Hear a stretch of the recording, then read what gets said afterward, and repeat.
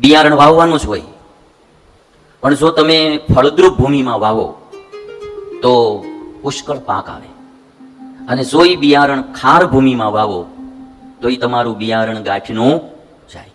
બિયારણ બિયારણ છે, બીજ બીજ જ છે, પણ તમે સારી ભૂમિમાં વાવો તો તમારું બીજ લેખે લાગે.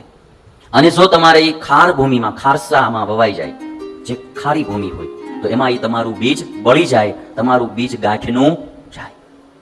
એટલે વાવવામાં ધ્યાન રાખવું પડે, ભૂમિ ગોતવામાં તમારે ધ્યાન રાખ, તમારું ગાંઠનું બિયારણ જાય. એમ સ્નેહ જે છે એ આપણા આત્મામાંથી ઉઠે છે. સ્નેહ શેમાંથી ઉઠે? આપણા આત્મામાંથી ઉઠે.